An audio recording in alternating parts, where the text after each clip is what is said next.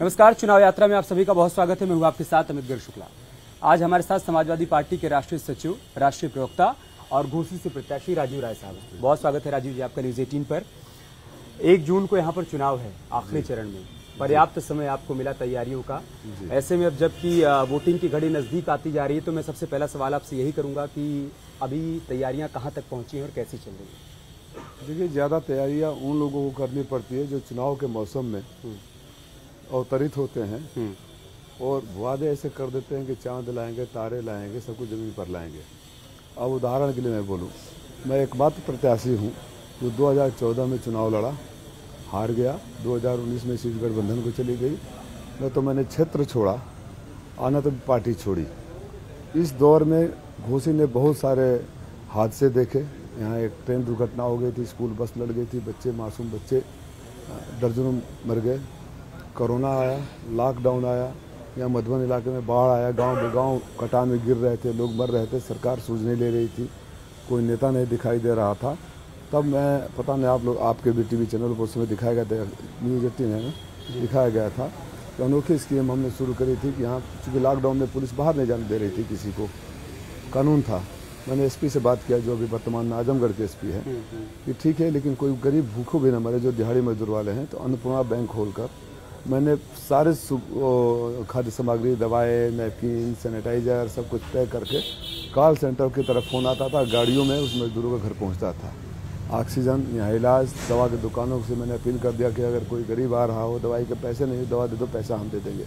ये कुछ बातें दिल को छू जाती है, जो हमारे खिलाफ, मैंने अब इसको कहूँगा तो घंटों हो जाएगा। जो बाकी 2 लोग हैं, कंपैरेटिव हो जाए, एक भारतीय जनता पार्टी समर्थित प्रत्याशी है, 2017 में बलिया से लड़े, हार गए। कुछ हजार वोट तो मिले होंगे, उनके प्रति जिम्मेदारी होती, वहाँ रुके होने चाहिए, भाग गए वहाँ से। 22 में बनारस से लड़े, वहाँ भी कुछ हजार वोट मिले होंगे उनको, हार गए, वहाँ से भाग गए। और फिर 2024 में यहाँ आए और कभी यहाँ रखकर वहाँ गाली, वहाँ रखकर वहाँ गाली। तो ये जो परसेप्शन है पॉलिटिक्स में, जो पब्लिक का परसेप्शन है, यू आर फॉर नोबडी, तो कोई आपको सपोर्ट भी नहीं करेगा। तो जो चुनाव जनता लड़ने लग रही है, तो वहाँ बहुत तैयारी करने की जरूरत नहीं पड़ेगी। हाँ, चुनावी माहौल है तो कुछ संपर्क बढ़ जाते हैं। ठीक है, आपकी तैयारियां पहले से मुकम्मल हैं और विरोधियों पर मैं आऊंगा, लेकिन आप ये कह रहे हैं कि 2014 में चुनाव हारने के बाद भी आप यहीं पर डटे रहे। सामने से कहा जा रहा है कि आप तो बाहरी हैं, चुनाव जीत गए तब भी यहाँ से छोड़कर चले जाएंगे। ओपी राजभर के बेटे अरुण राजभर तो ये भी कह रहे हैं कि 365 दिन में 340 दिन आप बेंगलोर में आप ऐसे लोगों की बातों का मुझसे जवाब मांग रहे हैं जिनकी जुबान के आज उनका हार का हर जगह हारते हैं, तो उनकी बातें ही उनके लिए है, कोई और दुश्मन नहीं है। जो लोग गाली देते हैं माँ बहन की, जो लोग जूते मारने की बात करते हैं, जो लोग पब्लिक में कान पकड़ के उठे बैठे थे, अभी 4 दिन पहले जिस ओपी राजभर की बात कर रहे हैं, और आप बड़े एंकर है, आपके पास भी गया होगा वो वीडियो। एक कैबिनेट मिनिस्टर शपथ लेकर कैबिनेट मिनिस्टर बनता है और खड़ा होकर मंच से कहता है कि अगर कोई गाड़ी जा रही हो समाजवादियों को तो उसको लूट लो, और उसमें 10 लाख रुपया तो 9 लाख रुपया खुद ले लो, 1 लाख रुपया दरोगा जी को दे दो। अगर आप एंकर, इतने बड़े एंकर, आपका चेहरा मशहूर है, आप जाकर समय पर कहिए कि अगर कोई गाड़ी जा रही है तो लूट लो, 10 लाख में से 9 लाख अपने पास रख लो, 1 लाख किसी दरोगा को दे दो, पुलिस तुरंत गिरफ्तार कर लेगी। पुलिस के सामने कह रहे हैं। और मैं अभी समझ में नहीं अपने कार्यकर्ताओं जो कैबिनेट मिनिस्टर अपने कार्यकर्ताओं को छिनैती और डकैती के लिए उकसा रहा हो, पुलिस के सामने उकसा रहा हो, पुलिस संज्ञान नहीं लेती है। मैं तो अपील किया कि अगर पुलिस के सामने अगर कोई और बोलता तो तुरंत गिरफ्तार होता। आप कार्रवाई करिए संबंधित धाराओं में, कैबिनेट मिनिस्टर है तो कानून से ऊपर नहीं है। और पिछले 6 महीने की जांच भी हो छिनैती डकैती की, कहीं से भी रोका तो हाथ नहीं है। तो जो लोग इस तरह की भाषा बोलते हैं, यहाँ आप छोड़, वो क्या बोलते हैं, आप अपनी लाइब्रेरी में, न्यूज 18 की लाइब्रेरी में जाइए, उस कोरोना काल के फुटेज निकालिए, वीडियोज निकालिए, मऊ का डालिए। अगर एक भी राजीव राय के अलावा कोई और चेहरा नजर आए तो मैं आज ही चुनाव छोड़ दूंगा, जो दोनों प्रत्याशी करने आए हों। तो मैं आपसे लाइव कर रहा हूँ। ये वाला सवाल मैंने उनसे किया था, जो आप ये कार्यकर्ताओं को उकसाने वाली बात कर रहे हैं, लॉ एंड ऑर्डर वाली बात, छिनैती वाली बात कर रहे हैं। तो उन्होंने कहा कि उनके पास बहुत पैसा है, आपके पास, और उसी पैसे के दम पर आप चुनाव जीतना चाहते हैं, पैसे बांटने की कोशिश की जा रही है। इसलिए मैंने अपने कार्यकर्ताओं से कहा कि पुलिस का साथी बन जाइए, अगर किसी गाड़ी में पैसा मिल रहा है तो तुरंत उसकी जानकारी पुलिस को दीजिए। ये बात कहे तो बिल्कुल सही होता, तो आपको काउंटर सवाल करना चाहिए था कि हमारे वीडियो में तो आप ऐसा नहीं बोल रहे हैं। मैंने कहा उनसे, हमारे वीडियो में तो ऐसा सारे अपने लोगों को, आपने वीडियो को बोला तो जो छिनैती डकैती की बात करता हो, जो माँ बहन की गाली, महेंद्र पांडे जैसे वरिष्ठ नेता, अब राजनीति में मतभेद हो सकता है, विचारों में विवाद हो सकता है, बहस हो सकती है, लेकिन इनके कद का जो अपने को बहुत बड़ा नेता समझते हैं, बड़ा मंच से खड़ा होकर माँ बहन की गाली देना, जूते मारने की बात करना, अगर जोगी मोदी को मैं मठ में नहीं भेज दिया, घंटी नहीं बजवा दिया, भीख नहीं बजवा दिया, गुजरात नहीं तो अपने माँ बाप का औलाद नहीं, तेज मखलेश यादव को सफेद नहीं भेजा तो अपने माँ बाप का औलाद नहीं। तो जो नेता अपने माँ बाप के अस्तित्व पर, अपनी पैदाइशी पर अपने फायदे के लिए सवाल उठाता हो, ऐसे नेताओं को जवाब मैं नहीं दूंगा, यहाँ की जनता देगी। इसलिए आपने कहा कि उनको बकबकाइटिस की बीमारी हो गई है। आप बताइए। चूंकि एक डॉक्टर भी हैं तो ये कोई नई तरह की बीमारी है। देखिए, होता है ना encephalitis, meningitis, arthritis, itis inflammation को बोलते हैं, तो आदमी बेकाबू रहता है। तो आप बताइए, देखिए घोसी की जनता को क्या चाहिए? आइए हम बहस करते हैं कि आपने 5 साल में, 7 साल में, 10 साल में घोसी के लिए क्या किया है। राजीव राय की जिम्मेदारी के घोसी के लोगों को पता है कि हमने क्या किया है। आप जहाँ बैठे हैं, अगर इटावा और आजमगढ़ में अंडरग्राउंड केबलिंग हुई तो राजीव राय किसी सांसद विधायक नहीं था, लेकिन यहाँ अंडरग्राउंड केबलिंग राजीव राय ने शुरू की। अगर आजमगढ़ से 4 लेन पर करके आए होंगे तो 4 लेन के कागज पर राजीव राय का लेटर हेड लगा हुआ है। यहाँ चिरैया कोर्ट से लेकर सबसे बड़ी जो सड़क बनी राजीव राय का है। राजीव राय मतलब समाजवादी पार्टी का है। 5 विधानसभा में हेल्थ सेंटर को अपग्रेड करा हमारे लेटर पर, हमारी समाजवादी पार्टी की सरकार ने कराया। यहाँ महिला अस्पताल हमने करवाया। तो लिखा जोखा लेकर जनता के बीच जाना चाहिए ना। तो बस इस पर, और आगे आप क्या करेंगे? यहाँ के रोजगार के, बुनकरों के सवाल पर क्या करेंगे? नौजवान बच्चे बेरोजगार हैं, उनके सवाल पर क्या करें? बस तो इतनी होनी चाहिए। तो मैं सांड हूँ, दूर से सांड लगता हूँ, पास से दुधार गाय लगता हूँ, अगले दिन बोले मैं तो तोता लगता हूँ, फिर बोले मैं शेर का बच्चा लगता हूँ। जनता को इससे क्या मतलब है कि आप सांड है कि गाय है कि बैल है कि भैंस है? जनता को इससे मतलब है कि आपके पास जनता के लिए योजनाएं क्या है और जनता के लिए आपने क्या क्या है।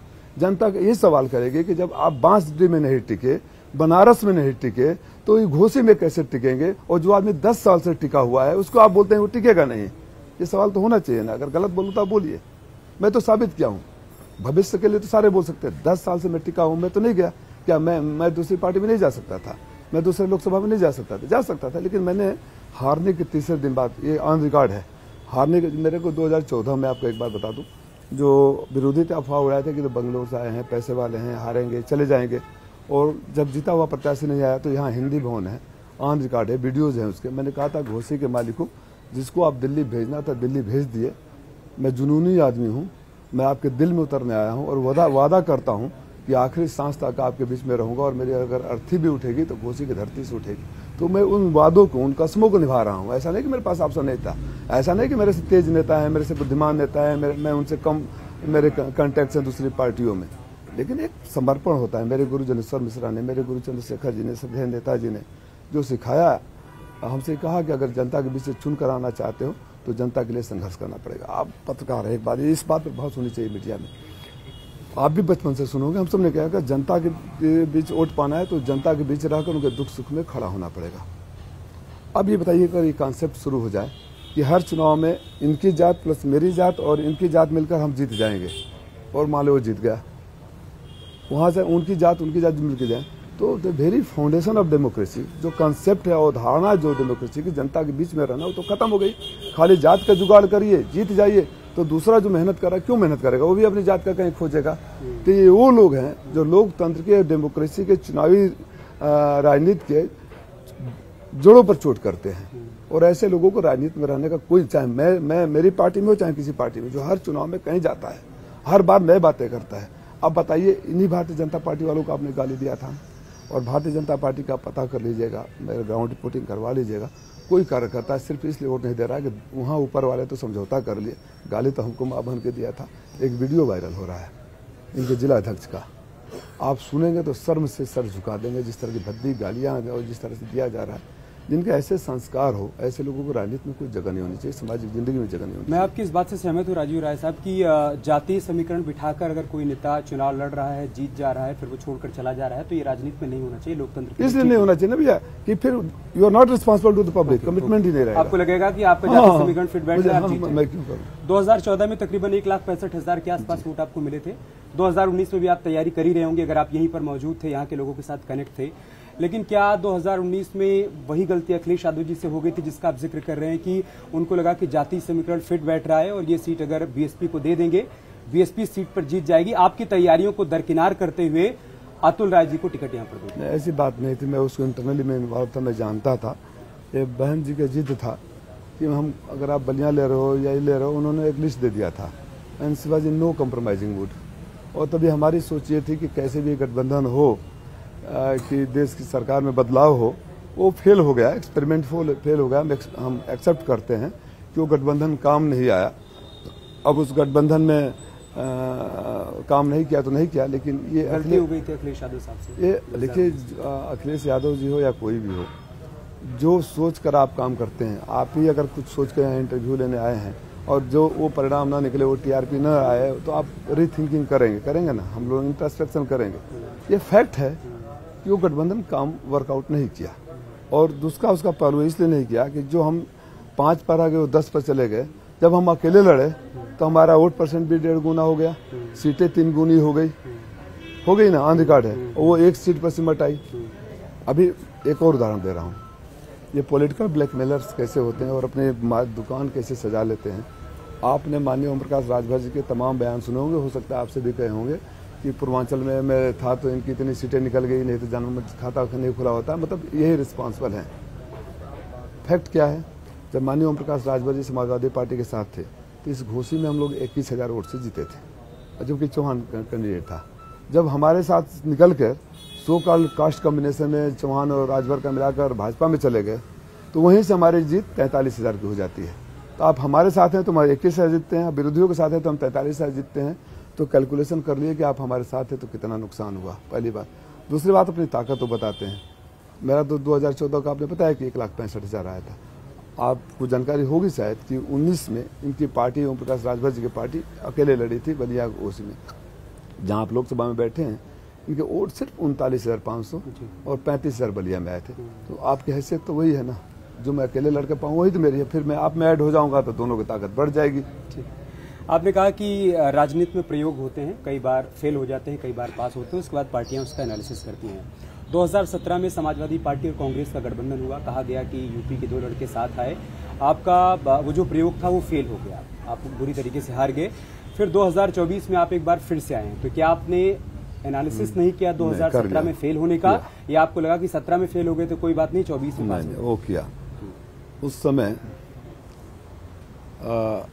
मोदी जी बड़ी बड़ी बातें करके आए थे। लोगों को लगता था मोदी जी जो बोल रहे हैं खुदा बोल रहा है, भगवान बोल रहा है।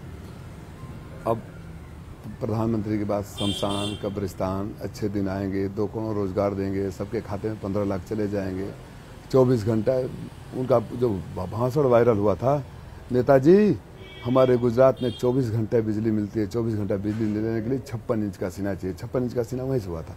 अभी आप यहाँ बैठे हैं, बिजली नहीं है, बिजली मंत्री यहीं के हैं।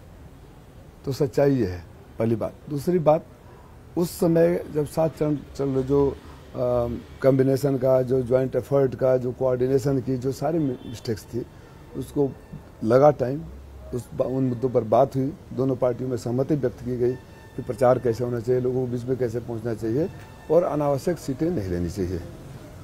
क्योंकि देखिए बिहार में भी वही अनावश्यक सीटें लेने से तेजस्वी की सरकार नहीं बन पाई थी। जो ऑन रिकॉर्ड है उसको एक्सेप्ट करना चाहिए। राजनीति में मेरे गुरु जनेश्वर मिश्र ने से बेबाकी से एक्सेप्ट करो, चाशनी लगाकर बात नहीं करनी चाहिए। तो गलतियों से हमने सीखा, इस बार उन गलतियों को हम नहीं दोहरा रहे हैं, और परिणाम इतने शानदार आ रहे हैं कि अगर मौका मिला तो 5 जून को हम फिर आपसे बात करेंगे। मुझे याद है उसी टाइम पे जब कांग्रेस पार्टी से गठबंधन हुआ था, तब पारिवारिक झगड़ा भी चल रहा था और हम लोग टीवी पर अक्सर जुड़ा करते थे, आप बैठते थे हमारे साथ। क्या उस दौरान जो पारिवारिक कलेश रहा वो भी एक बहुत बड़ी वजह रहा हार का, और उसका असर 2019 तक देखने को मिला? शिवपाल जी ने एक अलग पार्टी बना ली, फिरोजाबाद में तो सीधे तौर पर अक्षय यादव को उन्होंने शिकस्त दी थी। तो अब लग रहा है कि सबके साथ आ जाने से, और आप ये कह रहे हैं कि हम इस एनालिसिस पे पहुंचे कि बहुत ज़्यादा सीटें नहीं देनी चाहिए, कैलकुलेशन के हिसाब से देनी चाहिए, इस वजह से इस बार आपको फायदा। अब फैक्ट को हम कैसे लगा, मैं बोलूँ कि नहीं, उससे वो जो परसेप्शन क्रिएट हुआ पब्लिक में कि झगड़े हैं, नहीं था। मैं ये बोलूँ कि शिवपाल जी ने अलग नहीं लड़ा था, तो ये तो फिर वही ओम प्रकाश राजभर जैसे बकबकाटी वाली बीमारी होगी। जो फैक्ट है उसको एक्सेप्ट करता हूँ मैं। अच्छा, इस बार अभी अखिलेश यादव जी से एक दिन पूछा गया कि बीजेपी कह रही यूपी में 80 में 80, तो उन्होंने कहा कि देखिए वो सिर्फ 1 सीट जीतेंगे, 79 सीट वो हार रहे हैं, और जो सीट जीतेंगे वो है क्योटो की सीट, मतलब बनारस की सीट। तो अब सामने से सवाल ये पूछा जा रहा है कि कांग्रेस पार्टी के साथ आपका गठबंधन है, अजय राय वहां पर चुनावी मैदान में है, तो क्या अखिलेश यादव जी ने मान लिया है कि अजय राय चुनाव हार गए हैं बनारस? देखिए, अगर बेबाकी से सच बोलना हार गए हैं, उन्होंने नहीं कहा कि हम हार गए, 1 सीट पर लड़ाई है। उन्होंने कहा कि 1 सीट जीत रहे क्योटो। नहीं, जीत नहीं है, वो है 1 सीट पर लड़ाई है। अब अगर ईमानदारी बेबाकी से कोई बात कह देना भी गुनाह है, तो समाजवादी गुनाह तो करते ही रहते हैं। हम बोलते कुछ और करते कुछ हैं वाले नहीं हैं। मोदी के सामने आप मान रहे कि अजय राय देखिए, देश के प्रधानमंत्री है, मैं ये नहीं कह रहा हूँ हार रहे हैं, बहुत जबरदस्त लड़ाई है। अजय राय जी और बनारस से मेरी पढ़ाई हुई है, मैं बनारस के गलियों गलियों को जानता हूँ, मेरे 7 के लड़के वहाँ आज भी हैं। आप इस बार देखेंगे कि अब तक की सबसे जबरदस्त लड़ाई बनारस में होगी। अब के जो भी परसेप्शन हो, और प्रधानमंत्री जी देखिएगा, हो सकता है चुनाव में वोट से पहले उनके आंसू भी कहीं निकल पड़ सकते हैं। वो सब आएगा, स्क्रिप्ट लिखी जा रही है, ठीक है ना, स्क्रिप्ट लिखी जा रही है, बहुत जबरदस्त वहाँ लड़ाई है। अच्छा, उधर से ये भी कहा जा रहा है कि 4 चरण के चुनाव में बहुमत का आंकड़ा हम पार कर गए हैं, अब आगे लड़ाई 400 पार जाने की है। 400 पार वालों का चौथे चरण तक आते थे, बंटाधार होने का अनुमान हो गया। अगर 400 पार का अगर बहुमत पार कर गए होते तो माननीय प्रधानमंत्री जी, हमारे भी प्रधानमंत्री, आपके भी प्रधानमंत्री, सबके प्रधानमंत्री हैं ना, हमको अच्छा नहीं लगा। और अगर ऑफ द रिकॉर्ड आप भी दिल पे हाथ रखकर सोचोगे तो आपको भी अच्छा नहीं लगा कि प्रधानमंत्री जी की भाषा बोले कि भैंस खोल ले जाएंगे, मंगलसूत्र लेके चले जाएंगे, इतने बच्चे पैदा करते हैं। पलट के जवाब दिया जा सकता है, प्रधानमंत्री से सवाल उनके बारे में पूछा जा सकता है, लेकिन ये प्रधानमंत्री पद की गरिमा है। इसी पार्टी में और भी प्रधान अटल बिहारी वाजपेयी जी सुनते बोलते थे तो पिन ड्रॉप साइलेंट होता था। और आज भी मैं अपने व्यक्तिगत रूप से बताऊं, मैं जब खाली रहता हूं तो यूट्यूब पर आदरणीय अटल बिहारी वाजपेयी के, चंद्रशेखर जी के और अपने गुरु जनेश्वर मिश्रा के भाषण जरूर सुनता हूं कि कुछ उसे सीखने को मिलता है। जो भाषा है, मंगलसूत्र की आपको बहुत चिंता हो रही माननीय प्रधानमंत्री जी, जिस देश की 85 करोड़ आबादी 5 किलो अनाज पर जिंदा हो, उस देश का डंका कैसे बच सकता है, ये हमको समझा दीजिए। जिस परिवार में 5 लोगों में से 3 या 4 लोग उधार या भीख या दान का अनाज पर जिंदा हो, उस परिवार का डंका कैसे बच सकता है प्रधानमंत्री जी। जिस देश के हर बच्चे के ऊपर आपने 1,48,000 रुपये का कर्ज डाल दिया हो, पैदा होने से पहले घर में पल रहे बच्चे के ऊपर भी कर्ज है, उस देश का डंका कैसे बच सकता है माननीय प्रधानमंत्री जी। और मंगलसूत्र के लिए तो नौकरी चाहिए। अगर आप या मैं अपनी बेटी बहन की शादी करने जाएंगे तो ये थोड़े पूछेंगे कि बच्चे को, जिस लड़के से शादी करें उसको 5 किलो राशन मिलता है कि नहीं मिलता है। नौकरी पूछेंगे ना, रोजगार पूछेंगे ना। आपका कोई टेंडर का पेपर तो लीक हुआ नहीं आज तक। सारे टेंडर यहाँ बिजली का बुरा हाल इसलिए कि गुजरात का टेंडर है, सारे टेंडर तो सही हो जाते हैं। बच्चे नौकरी के लिए जब एग्जाम देते हैं तो पेपर लीक हो जाता है। तो आप यहाँ पूछिए, खड़ा हुई यहाँ से पूछिए, 5 सालों में किसी को पुलिस की नौकरी लगी? यहाँ 5 सालों में कोई किसी फौज में लगी नौकरी, कोई सरकारी नौकरी मिली? बगल में बिहार है ना, बीमारू राज्य कहते थे हम लोग, बोलते बिहारी हो क्या। तेजस्वी ने 17 महीने में लाखों लोगों को भर्ती करके दिखा दिया था। और मेरे जिले से मैं धन्यवाद दूंगा तेजस्वी को, 5,006 बच्चे यहाँ से शिक्षक की भर्ती वहाँ पाए हैं। तो ये साबित करता है, नौकरी मंगलसूत्र की बात करी तब जब देश के नौजवानों को नौकरी और रोजगार दीजिए।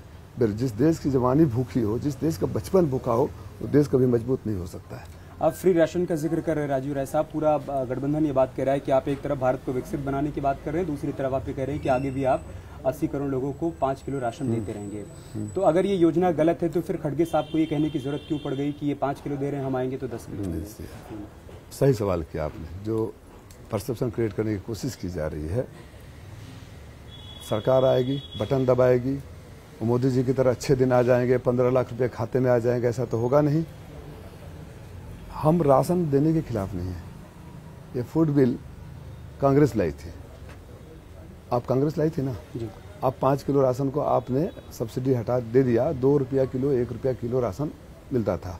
अब मैं आपको थोड़ा सा टाइम देंगे तो एक अंक गणित समझा देता हूँ, और मैं चाहता हूँ देश के सामने जाए। 50 रुपया मोदी जी देते हैं राशन पर, 150 रुपये का फोटो और झोला प्रचार घर घर में हो गया। दूसरा पहलू ये है कि 400 का सिलेंडर 1200 रुपया हो गया, 800 रुपया उसी महीने में आपने सिलेंडर पर वसूल लिया। अब आगे आइए, परिवार में 6 लोग या 5 लोग का हमारा एवरेज फैमिली होता है गरीबों का, गाँव में 6 लोग हैं तो 5 किलो राशन लेने के लिए 6 आधार कार्ड, 6 आधार कार्ड के साथ 6 मोबाइल लिंक, 6 मोबाइल को चलाने के लिए मिनिमम 200 से 300 रुपया महीना। गरीब रहेगा तो एक मोबाइल में भी परिवार का काम चला लेगा, लेकिन 5 किलो राशन लेना है तो 6 मोबाइल पर 1500 से 1200 से 1500 वहाँ, 800 यहाँ, 50 रुपये का राशन देकर 2300 रुपये आप वसूल ले रहे हैं उस गरीब से, और बोल रहे हैं कि आप फ्री दे रहे हैं। पहली बात, हम राशन फ्री देने के खिलाफ नहीं है, बिल्कुल दिया जाना चाहिए। जब तक मेरा बेटा, मेरा भाई, मेरा बच्चा, मेरे देश का नौजवान अपने पैरों पर खड़ा नहीं हो जाता, सरकार की जिम्मेदारी बनती है नैतिक और राजनीतिक इसको सपोर्ट करे। हम इस बात के खिलाफ हैं कि आप राशन के नाम पर जो रोजगार छीन रहे हैं, नौकरियां छीन रहे हैं। रेलवे में पिछली भर्ती कब हुई थी? पुलिस की भर्ती यहाँ 5-6 साल से क्यों नहीं हुई? क्यों पेपर लीक हो गया? अग्निवीर योजना क्यों हो गई? 4 साल की, देखिए बहुत बड़ा मुद्दा है, ये छोटे लोग नहीं उठाते हैं। हमारे देश की सेना की और सैनिकों की ताकत थी कि जो सैनिक सियाचिन ग्लेशियर पर -50 डिग्री में ड्यूटी करता था, वही +50 में रेगिस्तान में भी करता था। लेकिन 4 साल में जब आप रिटायर दे देंगे तो हमारे सैनिक को तो एक्सपोजर ही नहीं मिला, एक्सपीरियंस ही नहीं मिला। और जो बच्चा 17 साल में भर्ती होगा, 21 साल में रिटायर हो जाएगा, आप कहते हैं कि उसके बाद आपने उस समय जब विरोध हुआ तो अपने कॉर्पोरेट हाउसेस से, फॉलोअर से, अपने चेले चपाटियों से घोषणा करवाया कि हम सबको रोजगार देंगे। 2 बातें कहना चाहता हूँ। सरकार ने आज तक श्वेत पत्र लेकर आई कि कितने अग्निवीर रिटायर्ड अग्निवीरों को नौकरी दिया, किसी को नहीं पता है। पहली बात, जिसको 25% सेना ऑब्जर्व करेगी, 75% उनको रिजेक्ट किया जाएगा। जिसको देश की सेना इस मुहर ठप्पा मार के भेजेगी कि सेना लायक नहीं थे, दूसरा नौकरी देने से हिचकेगा। और जब वेल ट्रेंड नौजवान आएगा, नौकरी के लिए भटकेगा, तो एंटी सोशल, असामाजिक तत्व, आपराधिक गिरोह के सॉफ्ट टारगेट बनेगी। बहुत बड़ा मुद्दा है जो देश के सामने आना चाहिए। तो मैं उस बात पर आ जाऊं, लंबा ना हो, हम फ्री राशन देने के खिलाफ नहीं है। फ्री राशन के नाम पर लोगों को धोखा देने और उनके चूल्हे से, उनके घर से हर महीने में 2000 की वसूली करने के खिलाफ है। आप 2000 की वसूली बंद कर दीजिए। आप गैस के सिलेंडर को उसी रेट पर ला दीजिए। खाद की बोरी को आप वही 50 किलो का कर दीजिए। खाद का रेट कर दीजिए। पार्ले जी की तरह आप साइज कम करते जाए, रेट वही रखें तो नहीं होगा ना। आप जो मिल रहा था उसको देना बंद कर दीजिए। 4 आना देकर 12 आना वसूलने वाला काम बंद कर दीजिए। ओके, आपने चूंकि अग्निवीर का जिक्र किया तो आप लोगों के संकल्प पत्र में इस बात का जिक्र है, कांग्रेस संकल्प पत्र में भी, कि अग्निवीर योजना को आप लोग खत्म करेंगे। पुरानी व्यवस्था लागू होगी, पेंशन को लेकर भी यही स्कीम आप लोगों की है। लेकिन उस पर सामने से भी कहा जा रहा है कि आप ये भी कह रहे हैं कि आप आएंगे तो सीए को खत्म कर देंगे, आप आएंगे तो 3 तलाक के खिलाफ जो कानून बना है उसे खत्म कर देंगे। ये भी कहा जा रहा है कि आप आएंगे तो, बल्कि कुछ नेताओं के बयान भी सामने आए, उन्होंने कुछ को कोट भी किया कि राम मंदिर के फैसले को लेकर भी एनालिसिस किया जाएगा। बल्कि प्रमोद कृष्णम जी ने तो यहाँ तक कहा कि एक कमीशन बनाकर उस फैसले को ही बदलने की कोशिश की जाएगी। तो प्रमोद कृष्णम कौन है? कांग्रेस के नेता थे, अब चले गए हैं, भाजपा में चले गए हैं ना। हाँ। तो ऐसे लोग जो कहीं के नहीं होते हैं, आप इस बात पर चर्चा क्यों नहीं करते? और प्रधानमंत्री जी तो कहते हैं कि वो आएंगे तो आपकी संपत्ति छीन कर मुसलमानों को दे देंगे, आपका मंगलसूत्र छीन लेंगे, आपका भैंस खोल कर दे देंगे। 70 साल की सरकार रही ना, कभी हुआ ऐसा? इनका बोलने, आप ये क्यों नहीं कहते? बोल रहे हैं प्रमोद कृष्णम। ये सारे जो नेता इस तरह हल्की बयानबाजी करते हैं, जो अपने को छोटा साबित करते हैं। और इसमें प्रधानमंत्री जी भी शामिल है। इसमें प्रधानमंत्री जी, आप बताइए, पत्रकार हैं, कांग्रेस की सरकार आएगी तो आपकी भैंस छीन कर दे देगी मुसलमानों को, आपका मंगलसूत्र छीन लेगी, आपकी संपत्तियां मुसलमानों को दे देगी। ऐसा हुआ है कभी? विरासत टैक्स वाली बात कर रहे हैं वो। विरासत टैक्स वाला कौन बात कर रहा है? सैम पित्रोदा ने कहा। सैम पित्रोदा कौन है? Who is Sam Pitroda? Who is Sam Pitroda? He is no more with the Congress. He is no more. उस बयान के बाद तो ऐसे लोगों को हटा दिया गया, ऐसे लोगों को हटा दिया गया, तो हम समझते नहीं करते। पहुंचाया इन लोगों ने पार्टी को।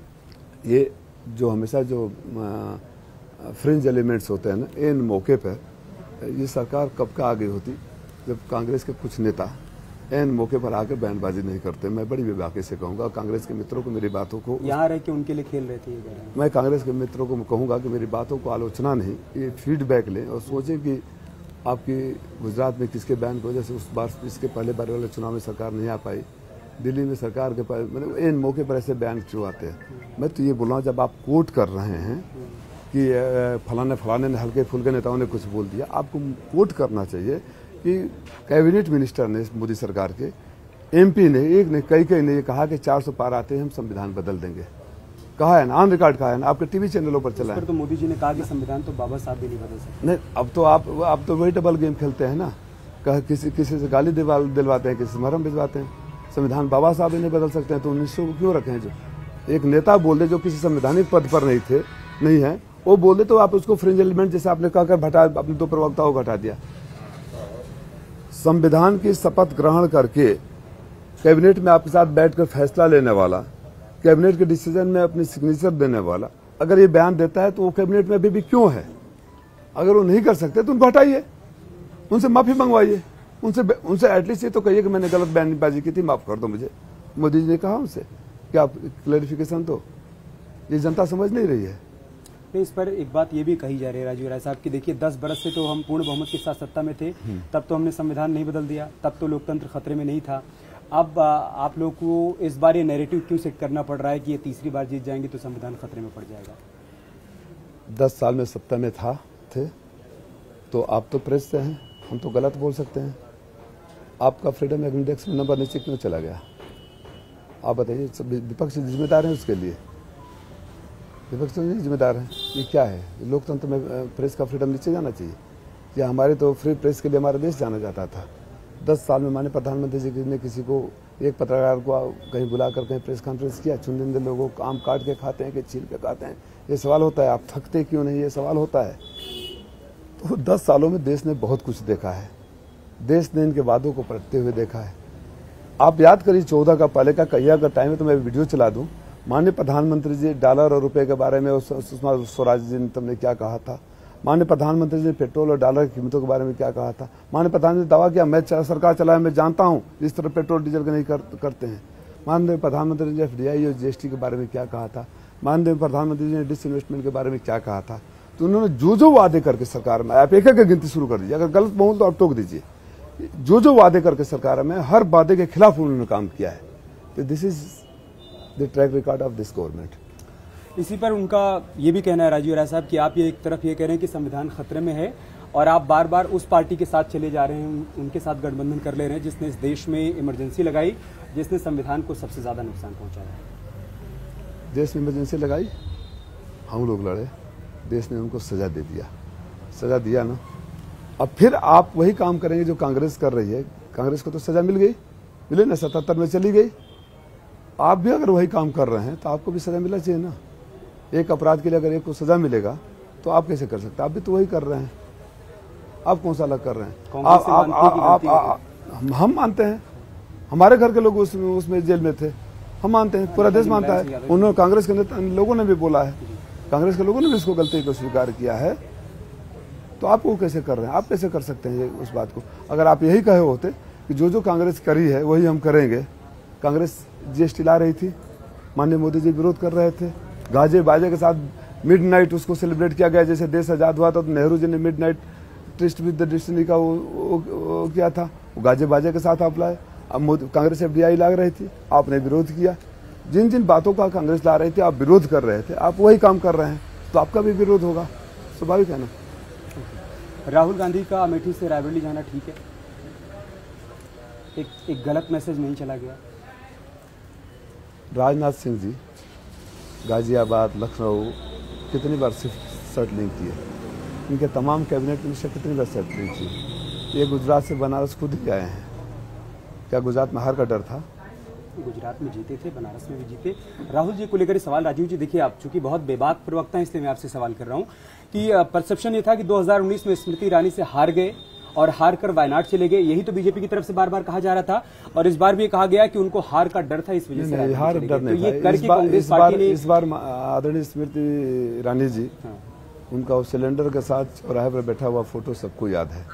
उस अमेठी में 13 रुपये किलो चीनी बंटवाने का भाषण आपकी वीडियो में भी होगा। तो उनको, उनकी पार्टी को लगा होगा कि इनको हराने के लिए एक कार्यकर्ता ही काफ़ी है। चूँकि सोनिया गांधी जी अब चुनाव नहीं लड़ रही है तो उनके क्षेत्र को खाली न छोड़ा जाए। जितनी बातें बोल चुकी हैं, स्मृति ईरानी जी हाथरस पर नहीं बोलती है, देश पहलवानों पर नहीं बोलती हैं, हमारे उत्तर प्रदेश में हर रोज़ हो रहे महिलाओं के ऊपर अत्याचार पर नहीं बोलती हैं।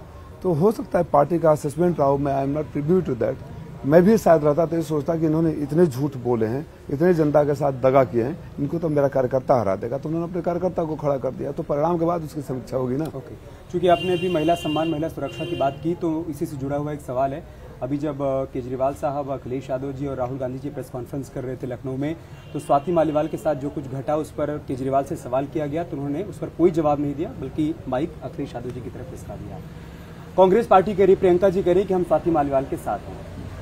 समाजवादी पार्टी का इस पर क्या स्टैंड है? अगर आप स्वाति मालीवाल के साथ हैं तो क्या केजरीवाल से सवाल करेंगे आप लोग? देखिए, स्वाति मालीवाल के साथ अगर गलत हुआ है, देश की किसी बेटी बहन के साथ गलत हुआ, मुझे अगर जानकारी सही है तो कल उन्होंने FIR भी करा दिया है जी। और जांच जरूर होनी चाहिए, चाहे वो राष्ट्रपति भवन में काम हो या मुख्यमंत्री आवास में काम हो। सिर्फ आप अमुक पार्टी के इससे संबंधित है इसलिए इस पर बात नहीं होनी चाहिए। सिर्फ भारतीय जनता पार्टी के लोग ही कर सकते हैं कि कहीं भी अगर हत्या बलात्कार होता है तो बोलते हैं वहाँ पता कर लो। हम समाजवादी पार्टी के प्रवक्ता के रूप में बोल रहे हैं कि अगर FIR हुआ है तो इसकी जांच जरूर होनी चाहिए और जांच में सच आना चाहिए। वहाँ जांच लिपापोती भी नहीं हो सकती दिल्ली में कि दिल्ली पुलिस तो केंद्र सरकार के है, तो आप ये भी नहीं कहते कि सरकार ने दबा दिया। और जांच में जो भी दोषी हो उसके खिलाफ कार्रवाई होनी चाहिए। एक आखिरी सवाल आपसे कि ओपी राजभर से हमने शुरू किया था और वहीं पर ख़त्म करेंगे। अभी उनकी तरफ से एक बयान आया कि समाजवादी पार्टी बीजेपी की बी टीम है, हमने समाजवादी पार्टी को सेट कर लिया है, इसलिए यहाँ पर मुकाबला बीएसपी और हमारी पार्टी के बीच में, छड़ी के बीच में, छड़ी और हाथी के बीच में साइकिल कहीं नहीं। आप बार बार जिस व्यक्ति का नाम लेकर मुझसे सवाल कर रहे हैं, ऐसे हल्के व्यक्ति, ऐसे असभ्य व्यक्ति, असभ्य इसलिए कह रहा हूँ कि माँ बहन की गाली देने वाला कैबिनेट मिनिस्टर नहीं, प्रधानमंत्री भी हो जाए तो सभ्य नहीं हो सकता। ऐसे संस्कार विहीन व्यक्ति के बारे में जवाब नहीं देना चाहता। सेट करने की बात जहाँ तक आती है, अपने एक प्यारे बच्चे को लेकर 17 में 5 दिन सेट करने गए थे कि नहीं गए थे? नहीं सेट हुआ तो मेरा बाप होता तो बोलता बेटा कोई बात नहीं हुआ, वहाँ जरा का जनता के बीच में रहो, सेवा करो, जनता का दिल जीतो, जैसे मैं कर रहा हूँ यहाँ। तो बच्चा सेट नहीं हो पाया, फिर वो हमारे साथ सेट करने के लिए बनारस आ गए ना। वो बच्चा हुआ, क्या हुआ, कचहरी में मार पीट हुई तो उन्होंने कहा कि भाजपा के गुंडों ने हमारी कुटाई करी है।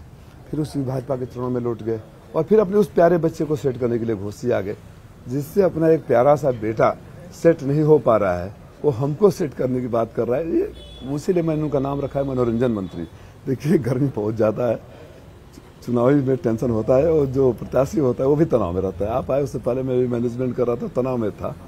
तो बीच बीच में इनके बयानों को बहुत सीरियसली नहीं लेना चाहिए और पत्रकार साथियों को तो बिल्कुल नहीं लेना चाहिए कि आप तो यू आर आई विटनेस, आप चश्मदीद गवाह हैं इनके बदलते बयानों को, इनके निचले स्तर के गाली गलौज को, इनकी हरकतों को। परसों यहाँ आपको रिकॉर्ड मिल चुकी, आप बड़े पत्रकार हैं, आपको यहाँ के पत्रकारों से बात करना चाहिए।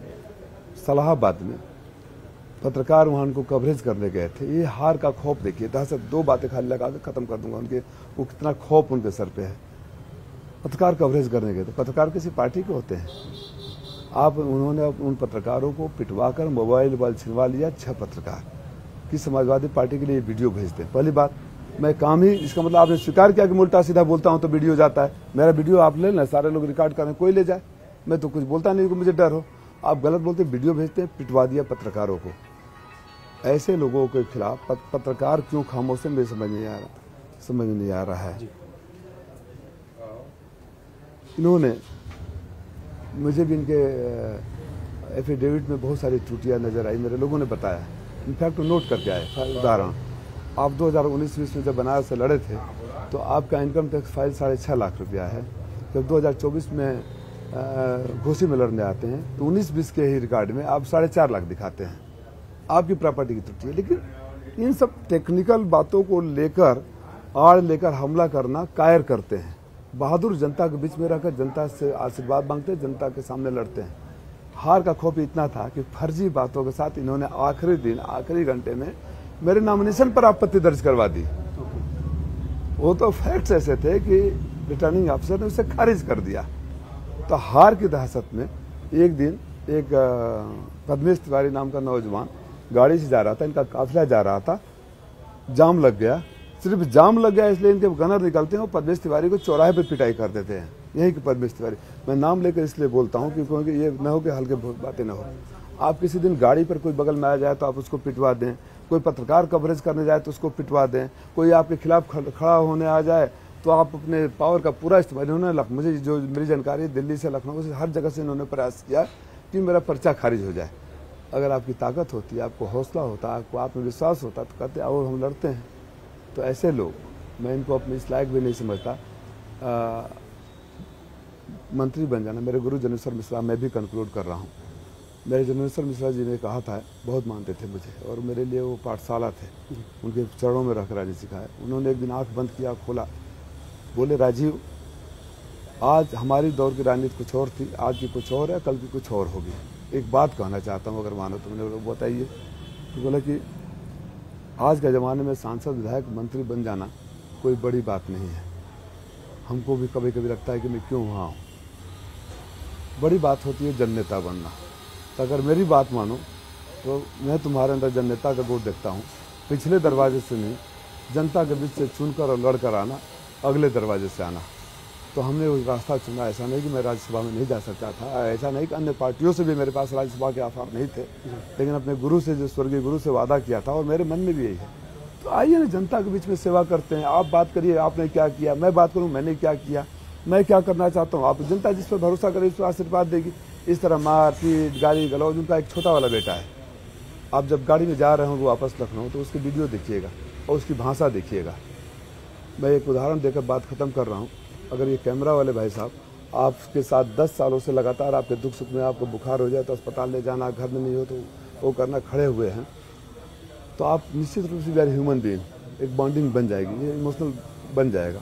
अचानक ये आते हैं और इनको गाली देने लगते हैं, उल्टा सीधा बोलने लगते हैं जो कल तक ये कहीं नहीं थे, तो आपको बहुत तेज इनके ऊपर गुस्सा आएगा कि आदमी कल तक तो कहीं नहीं था। इन एक उदाहरण में मैंने बातें समझा दिया। जनता को इतना गुस्सा है कि ये आदमी कहीं नहीं था, कभी बलिया, कभी बनारस, कभी इस पार्टी, कभी उस पार्टी, कभी इसको गाली, कभी उसको गाली। जो राजू राय 10 साल से कोरोना हो, लॉकडाउन हो, बाढ़ हो, कटान हो, दुर्घटना हो, उनके समाज के बहुत लंबी हो जाएगी, उतना टाइम नहीं होगा, उनके समाज के दर्जनों बच्चों को गोद लेकर पढ़ा रहा हूँ। विदेश में फंसे हुए थे, मलेशिया में मना कर दिया, उनको लेकर आया। विदेश में बुर्किना फासो जैसे छोटे देश में एक अवधेश राजभर नाम का बच्चा मरा पड़ा था, यही धीरज राजभर ने बताया, उसकी बॉडी को लेकर आया। तो कामों के ना हिसाब किताब लेकर जाइए ना, आशीर्वाद मांगे, हिसाब किताब लेकर जाइए। ठीक, इस तरह की अच्छी हरकतें, जनता के मन में गुस्सा इस बात का है कि ये आदमी कहीं दिखा नहीं, और जो आदमी हमारे बीच रहा, कभी उसका पर्चा खारिज करवाना, कभी पत्रकारों को ये पिट देना कि राजीव राय का आदमी है, और कभी गाली गलौज, और अपने छोटे और बड़े बेटे से गाली दिलवाते रहना, इसका एक ही गाली का बदला जनता 1 तारीख को लेगी। ओके, बहुत बहुत धन्यवाद राजू सर, आपने समय निकाला हमसे बातचीत करने।